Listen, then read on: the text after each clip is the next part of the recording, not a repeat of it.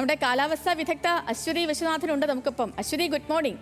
അപ്പോൾ ഇന്നിപ്പോൾ എങ്ങനെയാണ് കാലാവസ്ഥ? എനിക്ക് തോന്നുന്നു സംസ്ഥാനത്തിൻ്റെ പല ഭാഗങ്ങളിലും നല്ല മഴ പെയ്യുന്ന സമയമാണ്, പക്ഷേ കൊച്ചിയിൽ കാര്യമായിട്ടുള്ള മഴയൊന്നുമില്ല.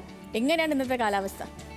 ഹായ് സേതു, പ്രിയപ്പെട്ട പ്രേക്ഷകർക്കും സ്കൈ വാച്ചിലേക്ക് സ്വാഗതം. അപ്പോൾ ഇന്നലെ പല സ്ഥലത്തും മഴ കിട്ടിയൊരു ദിവസം തന്നെയാണ്.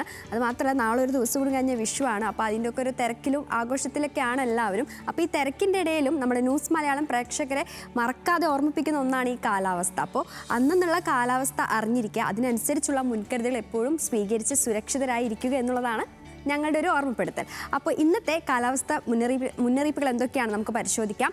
ഇന്ന് കേരളത്തിൽ എല്ലായിടത്തും ഒറ്റപ്പെട്ട ഇടങ്ങളിൽ ഇടിമിന്നലോട് കൂടിയുള്ള മഴയ്ക്കും മണിക്കൂറിൽ 30 മുതൽ 40 കിലോമീറ്റർ വരെ വേഗതയിൽ ശക്തമായ കാറ്റിനും സാധ്യതയുണ്ടെന്നാണ് കേന്ദ്ര കാലാവസ്ഥാ വകുപ്പിൻ്റെ മുന്നറിയിപ്പ്. എന്നാൽ ഇന്ന് ഒരു ജില്ലയ്ക്കും പ്രത്യേക മഴ മുന്നറിയിപ്പൊന്നും നൽകിയിട്ടില്ല. അതുകൊണ്ട് ജാഗ്രത പാലിക്കുക, സുരക്ഷിതരായിരിക്കുക. മഴ മുന്നറിയിപ്പ് നൽകിയിട്ടില്ല എന്നു കരുതി മഴയില്ല എന്നല്ല, നേരെ മഴയ്ക്കുള്ള സാധ്യത ഉണ്ടെന്നാണ്. ഇനി 15-ാം തീയതി വരെ ഏകദേശം ഒരു ഇടിമിന്നലോട് കൂടിയുള്ള മഴയ്ക്കും സാധ്യതയുണ്ടെന്ന് കേന്ദ്ര കാലാവസ്ഥാ വകുപ്പിൻ്റെ അറിയിപ്പുണ്ട്.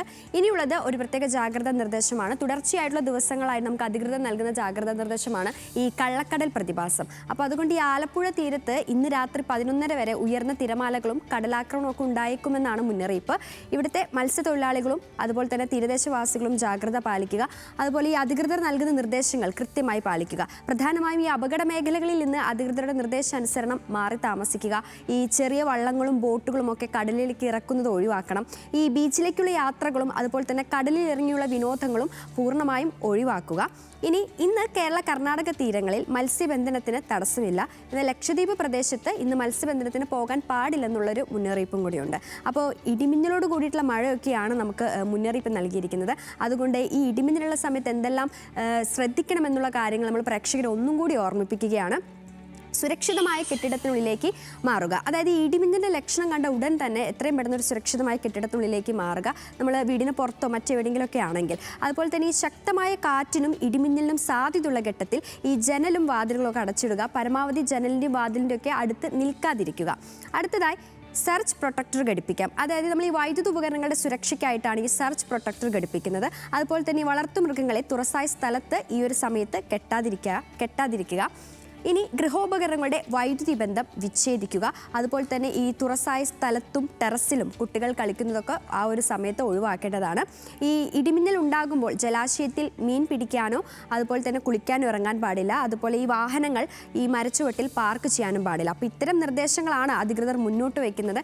ഈ നിർദ്ദേശങ്ങളെല്ലാം കൃത്യമായി പാലിക്കുക എന്നുള്ളതാണ് നമ്മുടെ കടമ. അപ്പോൾ ഇത്തരം ചെറിയ ചെറിയ നിർദ്ദേശങ്ങളൊക്കെ എല്ലാവരും ശ്രദ്ധിക്കുക. ഇനി അതുപോലെ തന്നെയാണ് നമ്മുടെ ഇന്നത്തെ ചൂട് പരിശോധിക്കണം നമുക്ക്.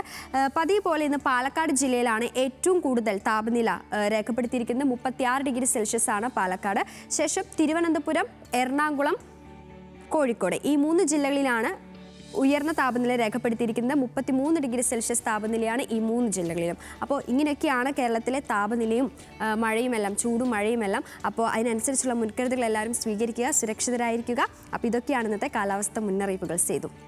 ഓക്കെ അശ്വതി, വ്യക്തമാണ്.